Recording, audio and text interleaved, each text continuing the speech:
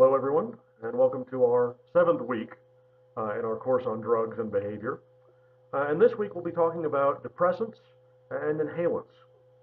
And in many ways, depressants are sort of the opposite of the drugs we examined last week, which were the stimulants. So as we'll see, depressants, rather than increase the level of neural activity in the brain, decrease it. And there are a number of both legitimate and illicit uses for these drugs, but probably more legitimate uses than there are for stimulants now, for example.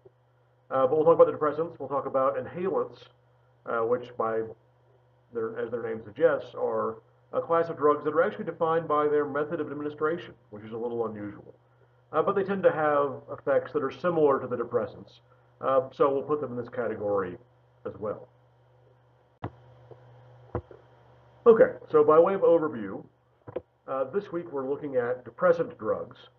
And so, of course, the first thing is to define what a depressant is. And we'll look at how a depressant is defined as a drug that decreases the excitability of the nervous system, that decreases overall neural activity. And so we'll talk about the history of depressants. And we'll focus on the synthetic depressants. There are a couple of natural ones. One example is alcohol, which is a big enough depressant and an important enough depressant in our society that it gets a whole week. Marijuana is sometimes classified as a depressant, but it has some non-depressant effects, so it also gets its own category in its own unit. But we'll talk about the history of depressants, as well as their effects. So what do? Well, they decrease neural excitability, and they're used to combat things like anxiety, insomnia, epilepsy symptoms. So there are, and those are legitimate uses. They're also used recreationally or abused for their effects on the nervous system and behavior as well. And we'll talk about those. We'll also wrap up by talking about the inhalants, which are a little unusual. They're defined by their method of administration as opposed to their effects. But it turns out they tend to have depressant-like effects, and so they get rolled in with the depressants. Okay, so our objectives for this week on depressants is, again, understanding what a depressant is. How do we define it? And it's defined really by its effects on neurons. So how do neurons respond to the presence of depressants? And as we'll see, depressants tend to act through the neurotransmitter GABA. That we talked about that a few weeks ago. It's the main inhibitory neurotransmitter. So it inhibits neural activity. And most depressants enhance or mimic GABA in some way. We'll talk about that. So we'll also talk about the history of depressants and depressant use.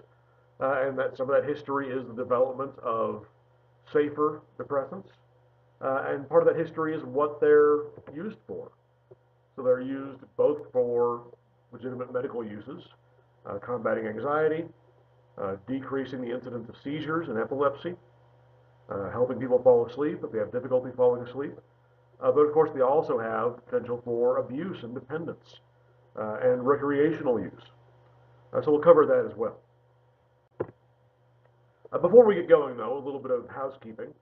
So your midterm exam is coming up.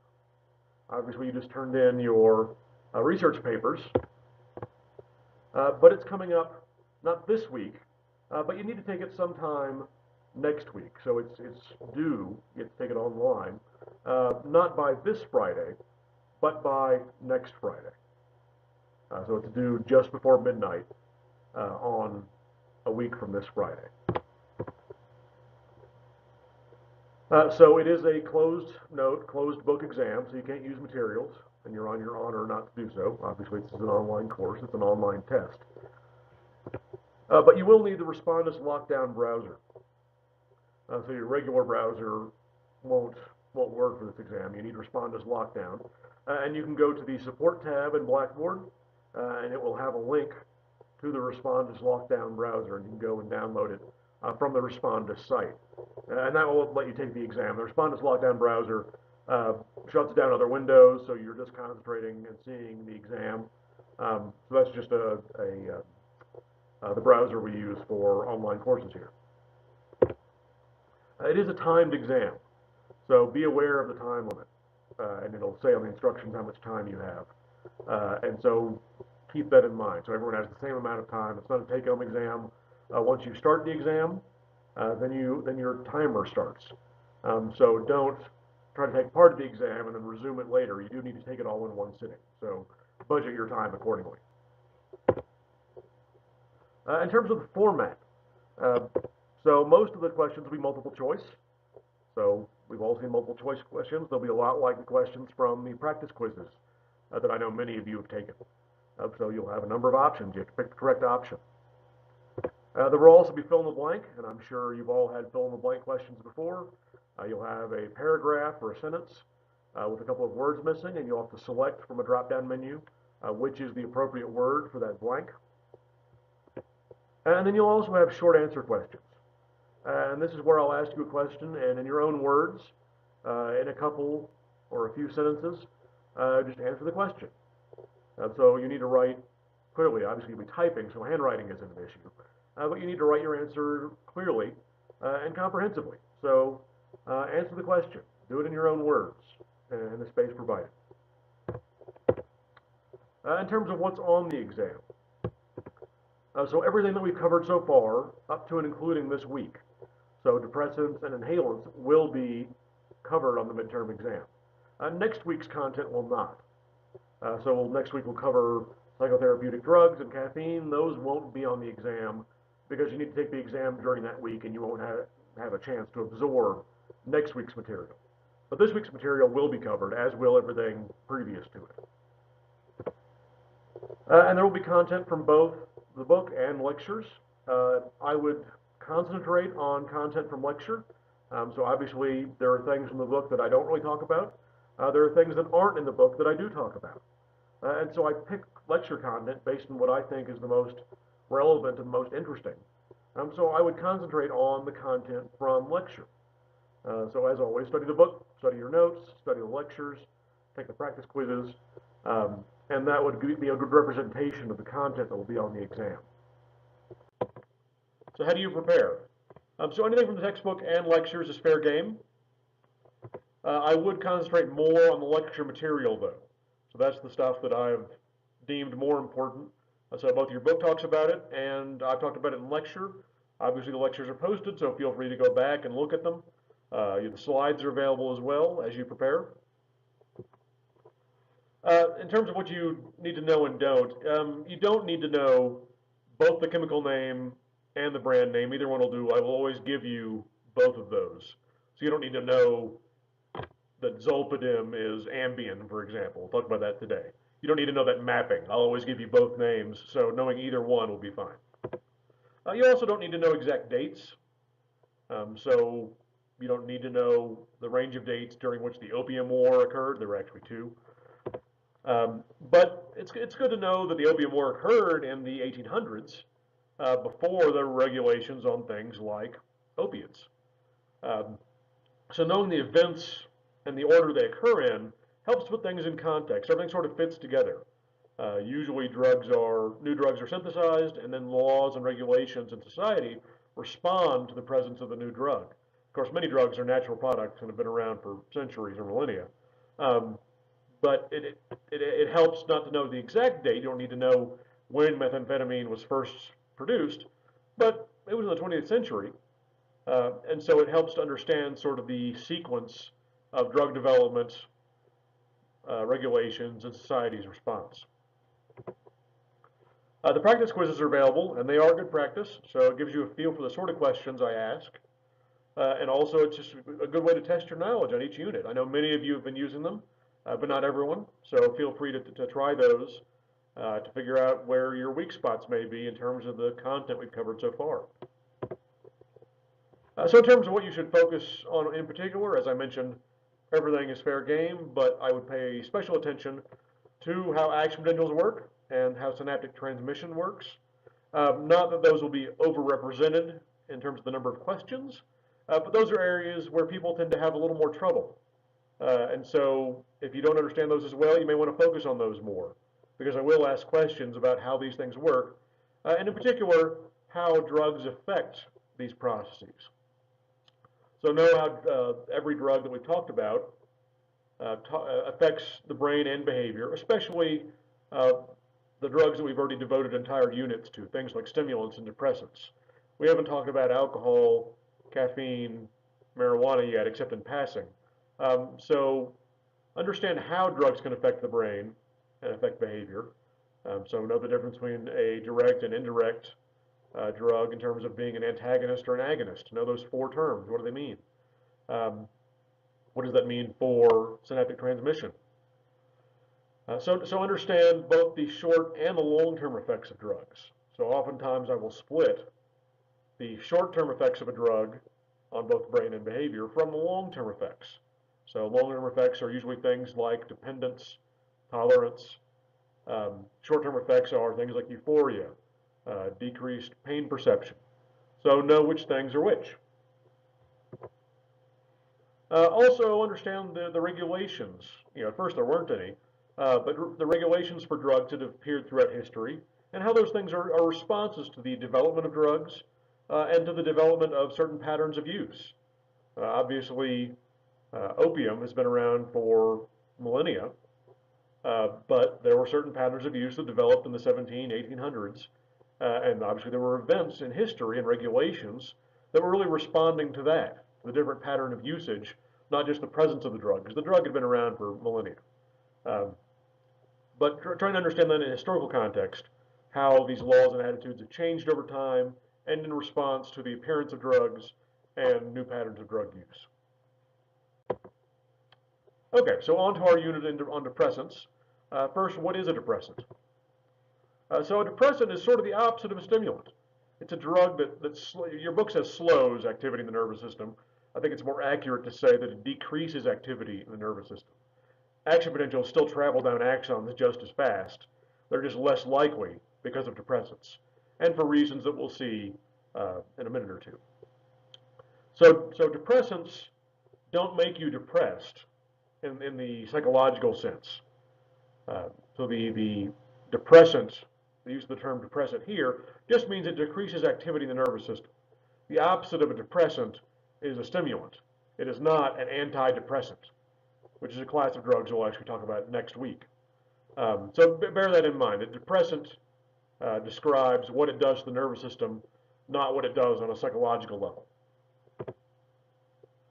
So as with all drugs, there are short-term effects and there are long-term effects. Some of the common short-term effects and what these drugs are often used for is decreased anxiety. So whether this is a chronic condition, as in an anxiety disorder for the person, or just a short-term stressor, depressants can relieve that anxiety.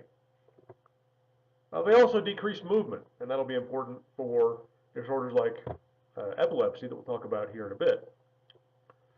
And then finally, they can induce sleep.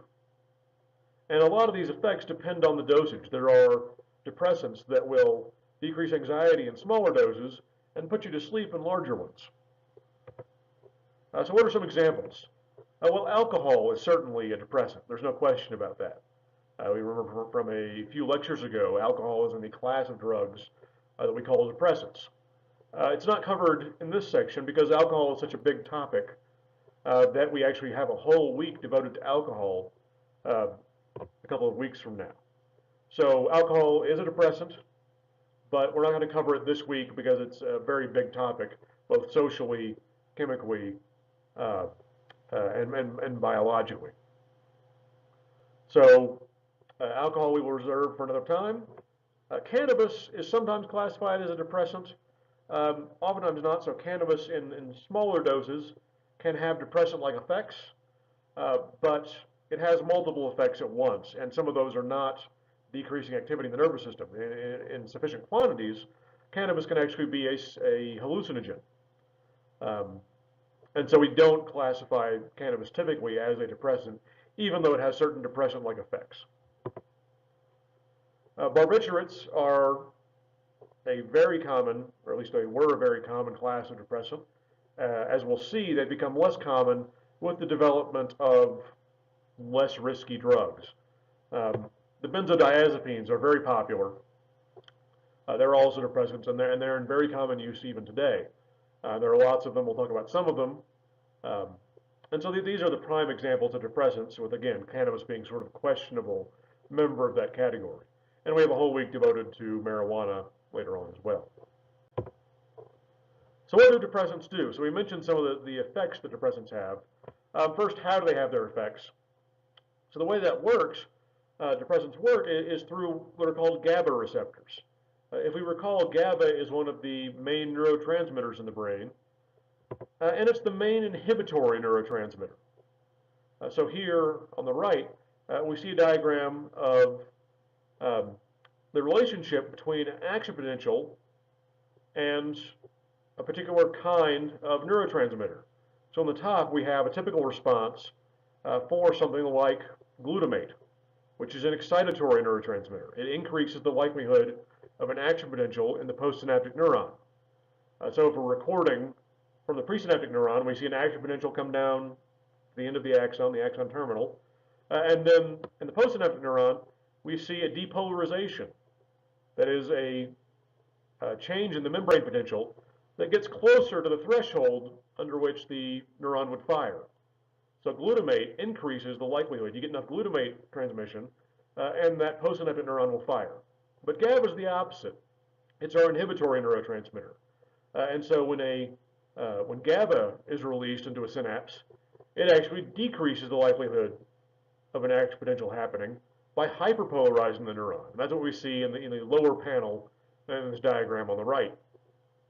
So we see an IPSP, which is an inhibitory postsynaptic potential. And that's how depressants decrease the amount of activity in the nervous system, because overall they make action potentials less likely because of GABA.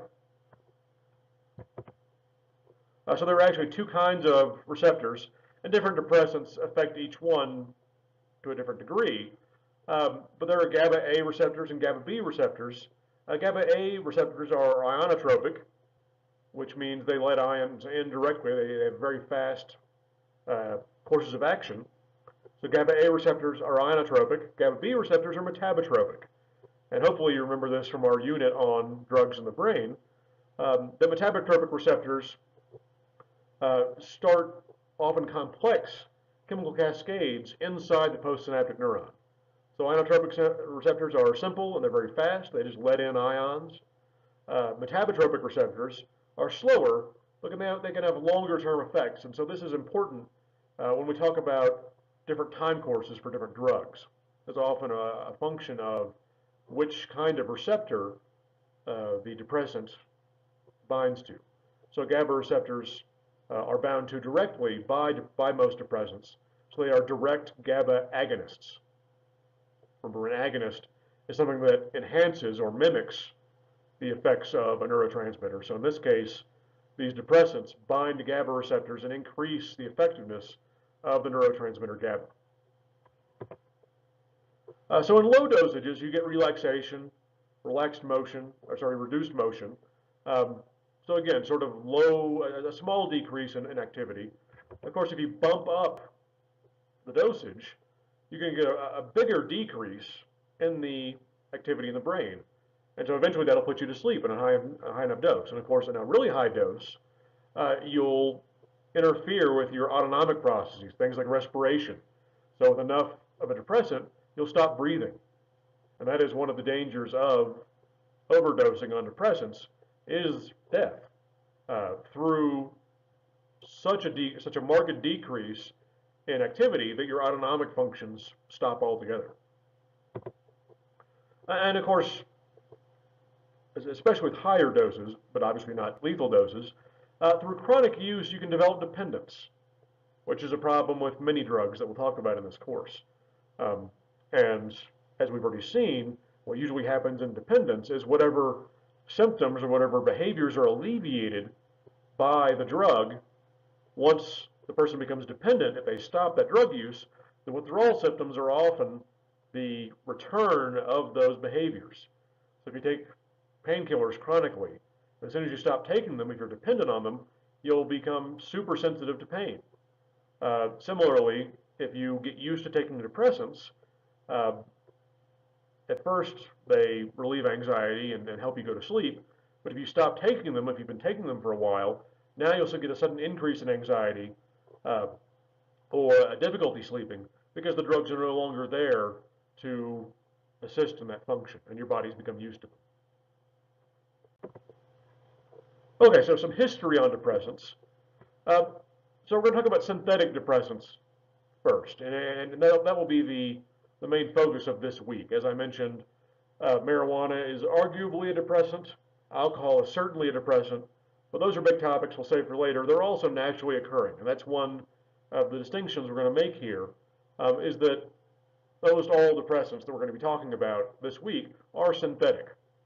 So they haven't been around that long. They've been around usually since the 1800s. There's one or two that were probably developed in the 1700s, particularly in the inhalant class. But most of these are synthetic. So when we talk about early history, we're really talking about late 1800s. So chloral hydrate was one of the first to be developed in the mid-1800s. If you've ever heard the phrase slipping someone a Mickey, that's a reference to a man named Mickey Finn, who was a Chicago bartender and would slip chloral hydrate into drinks of certain patrons, particularly wealthy patrons of the bar. The person would fall asleep, and then people could rob them at will. But chloral hydrate is a depressant, and it can be used to, in small doses, alleviate anxiety, and larger doses to put someone to sleep. But again, the most famous use of chloral hydrate is its illegitimate use in putting people to sleep.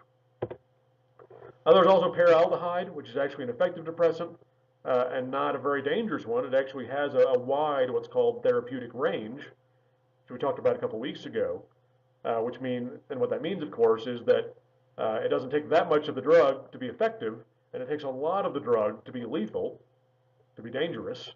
And so it's actually a fairly useful substance. The trouble is it smells terrible, and so people don't like to use it.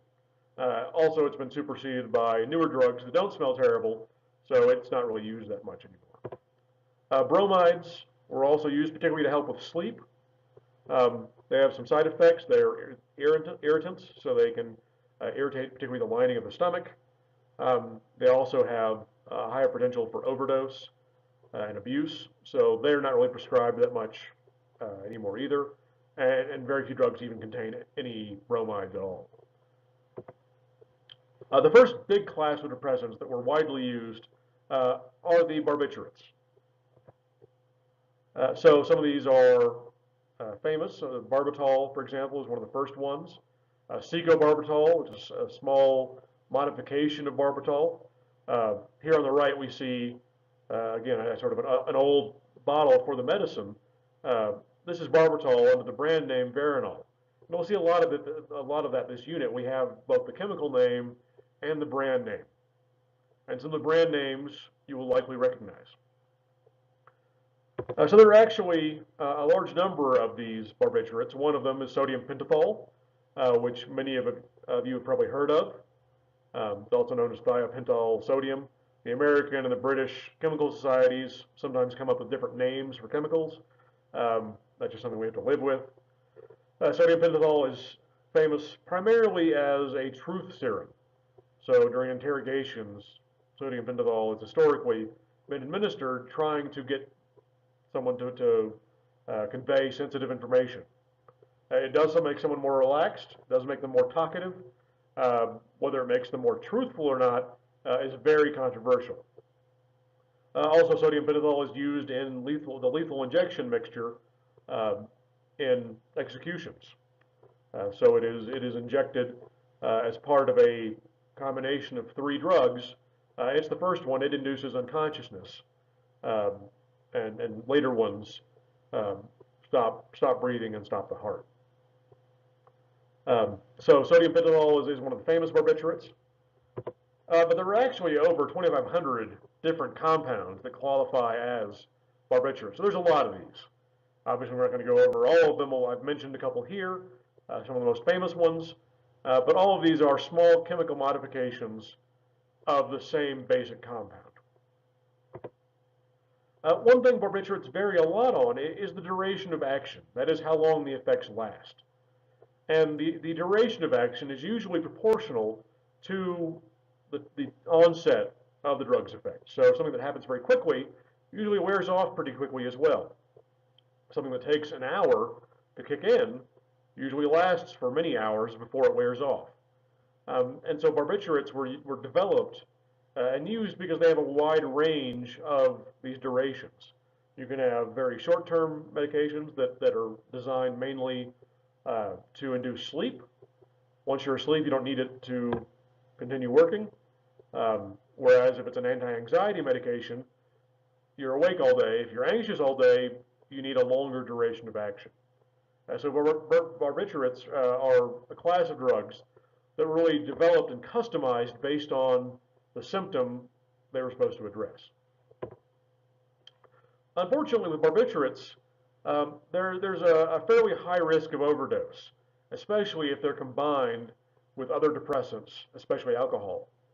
And alcohol is because it's such a commonly used substance, a lot of drugs, if they're dangerous when combined with something, it's because they're dangerous when combined with alcohol because it's such a common substance to use. But even by themselves, barbiturates have a high risk of overdose, as well as a high risk of developing dependence. And that's one of the reasons that barbiturates were largely superseded by later drugs. They were effective, but they were also somewhat dangerous, and so drug developers worked to create substances that weren't quite as dangerous, and they succeeded. So after barbiturates, we get sedatives and depressants like meprobamate, also known as Milltown, the brand name. And this one was effective, but still had those chronic side effects. I'm not going to talk about it as much. A more famous one is methaqualone, also known as Quaaludes. And so these were popular up to around the 70s when regulations were increased because they were chronically abused. They were actually one of the first sort of party drugs that were depressants. And so they really became heavily used in the 60s and 70s, but they were originally a prescription medication for inducing sleep. And then finally, we have the benzodiazepines, which are the most commonly used depressant other than alcohol today. Widely prescribed, widely used, to a certain degree, widely abused as well. The first one was chlordiazepoxide, which is marketed under the name Librium. And it's not as used quite as much anymore. One of the most common ones is, of course, diazepam, which is famously branded as Valium. So this is used as a anti-anxiety drug and a sleep aid. It also has a fairly long duration, considering it's a sleeping pill. Its effects can actually last for several hours afterwards. You also have flunitrazepam, which is branded as Rohypnol, which you may have heard of. Its street name is Rupees, which you almost certainly heard of, because it's often used illicitly as a date rape drug. So a substance that's used to sedate the person takes it. They often don't know they're taking the drug, and so it's used to make them compliant and unable to resist the person who has drugged them. So that's a fairly famous one. You also have some like lorazepam, which is marketed as Ativan, and of course alprazolam, which is branded as Xanax. That's a very widely used anti-anxiety medication. It's also widely abused.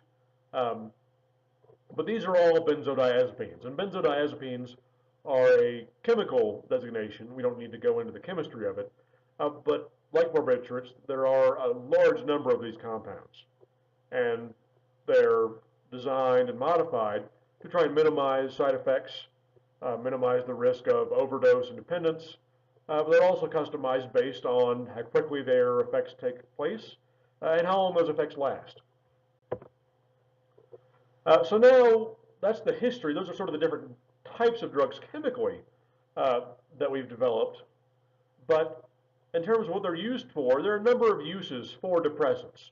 One is what are called anxiolytics. And as you can probably see from the name, these are used to treat anxiety. And in particular, anxiety disorders. So here are some popular ones. We just mentioned most of these. Um, but these are all drugs, along with their half-life, and this is why I bring this up now, is that you can see that anxiolytics tend to have a longer half-life than the hypnotics, which we'll talk about next slide, and are designed to induce sleep. So anxiolytics, you need to last for a while. Something that reduces anxiety for an hour or two doesn't do you much good because then your anxiety comes right back. Of course, it's not helpful for all types of anxieties, in particular things like phobias. It's not, if you have arachnophobia, if you're afraid of spiders, taking these drugs doesn't generally help you because you have a specific object or event that's related to your phobia. There you usually need to turn to behavioral therapy. But for general anxiety disorders, these things can be very effective. One of the questions, of course, is how do we diagnose anxiety disorders? And that's a whole area of psychology that's not really in the scope of this course.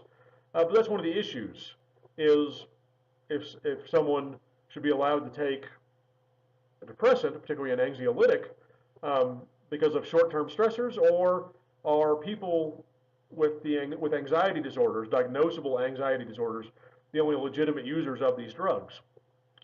And that's an open question. It actually relates to our discussion this week.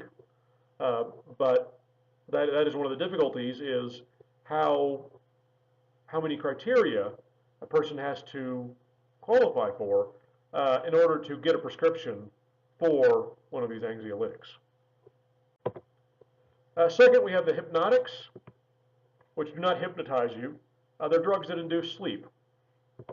So they're typically used to treat insomnia, which of course, as we know, is the inability or the difficulty in falling asleep. And this is a very chronic problem, a very common problem. Many people have it chronically, but almost everyone suffers from it at some point in their life. So there are benzodiazepines, as we just talked about in the last slide, that induce sleep, things like Valium. But there are also non-benzodiazepine hypnotics. And these are things like Zolpidem, which is marketed as Ambien, and azobiclone, which is marketed as Lunesta. So you can see commercials on TV for these substances. And they help you go to sleep, but they're not technically benzodiazepines. They're also at lower risk for abuse and overdose and dependence. Benzodiazepines have a moderate risk of these things. These things, Ambien, Lunesta, are much more rare in terms of the cases of abuse and dependence.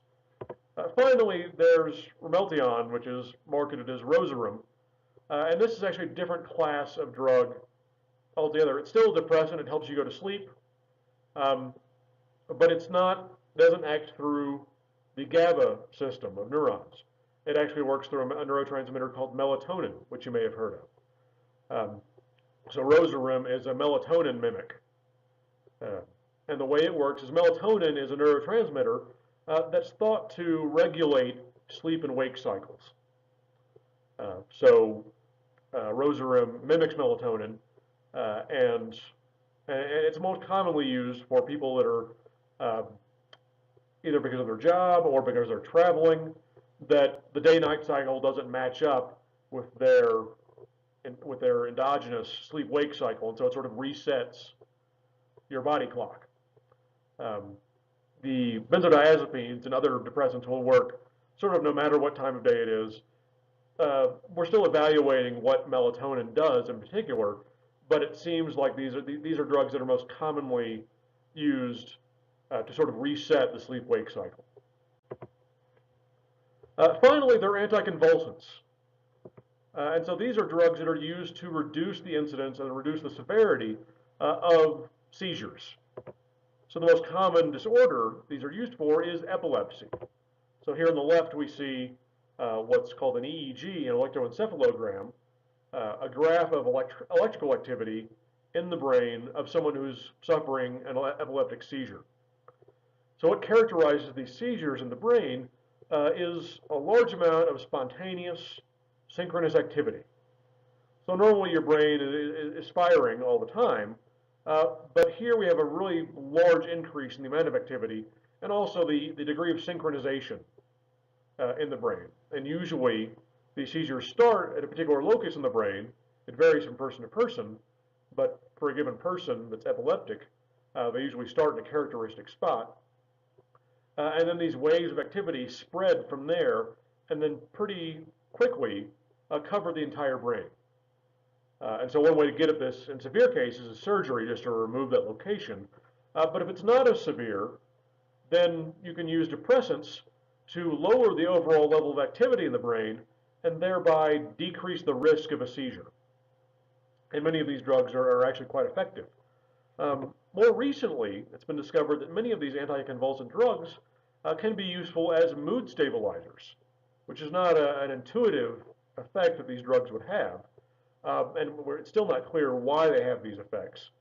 But for disorders like bipolar disorder and borderline personality disorder, where the person's mood is disrupted, it's been found that anticonvulsants can alleviate some of these symptoms. So we're always figuring out new uses for these drugs because, as we've already seen, the brain is a very complex machine. And very few drugs have one effect and one effect only. So we're always discovering more and more effects of drugs, and sometimes they're beneficial and sometimes they're not. More often the latter, but in this case, we found a new use for an existing class of drugs. Okay, so that will do it for today. Next time, we're going to look at some other depressants. So in particular, we'll look at gamma hydroxybutyric acid, also known as GHB. We'll look at why depressants have an effect on memory. And also we'll look at inhalants, which I mentioned at the beginning are sort of an unusual class of drugs, and we'll get to why that is next time. So in the meantime, prepare for the midterm exam, and I will see you in our next session.